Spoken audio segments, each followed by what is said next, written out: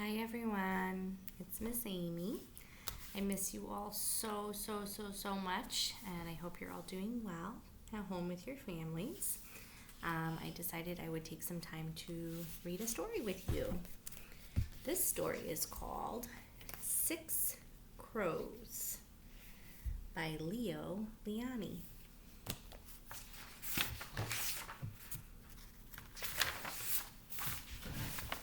Here we go.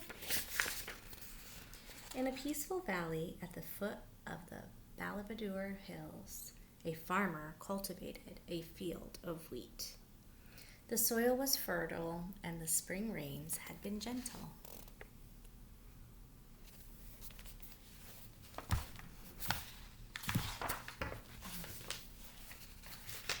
Life would have been good and happy if it were not for six noisy crows who nested in a tree nearby.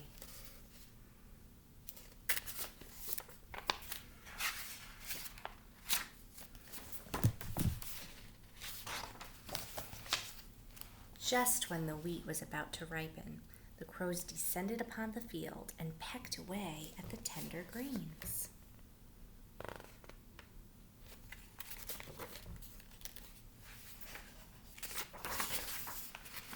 The farmer tried to chase the crows from the field, but no sooner had he returned to his hut than they were back.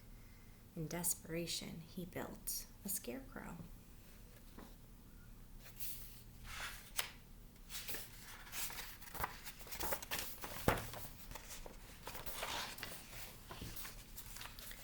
When the crows saw it standing in the wheat, waving a big stick, they were frightened. They huddled in their tree and wondered what to do. "We must scare that thing away," they said. "But how?" "Let's set the field on fire," shouted a crow. "But that would be the end of our wheats," the others said. There were many proposals. At last they agreed to make a ferocious kite. They gathered bark and dried leaves and made a fierce and very ugly bird.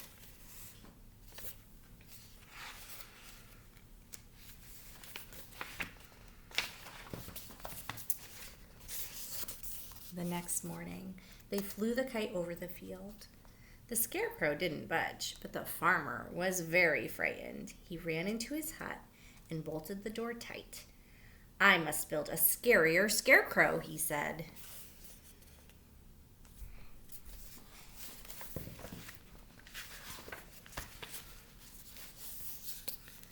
Soon, a giant figure brandishing two swords stood in the wheat field. Its angry mouth seemed to grunt. "That should do it," said the farmer. Ooh, look at him. Much scarier than the other scarecrow.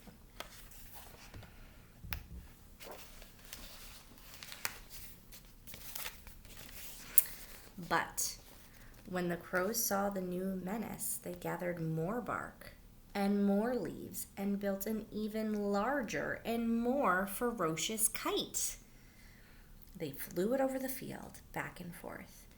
The farmer was so scared that he didn't dare leave his hut. Uh-oh.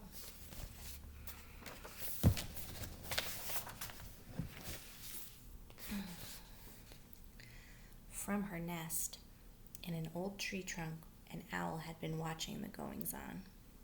She shook her head. "I don't know who is sillier, the farmer or the crows," she thought.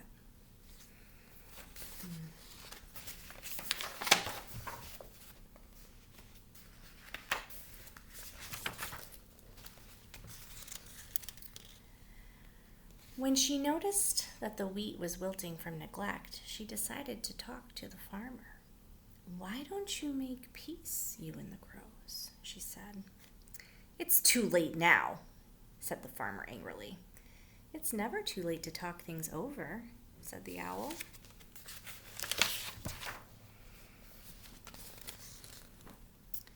Then she went to see the crows.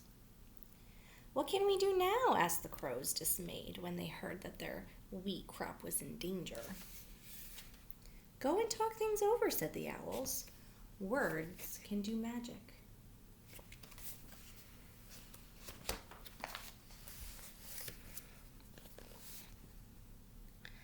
The crows and the farmer agreed to meet near the owl's nest. While the owl looked on, they talked and talked, first in anger, then more reasonably, finally like old friends.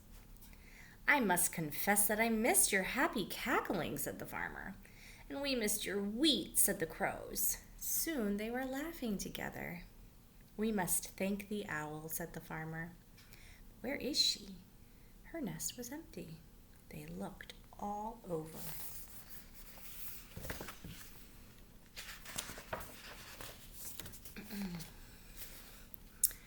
They went to the field. There stood the giant scarecrow, but something was different. The nasty grin had turned into a happy smile. The owl was perched on the giant's arm. What happened? They asked. Magic, she said. And that's the end. I hope you enjoyed that story with me. I miss you all so much and can't wait to see all your faces in person.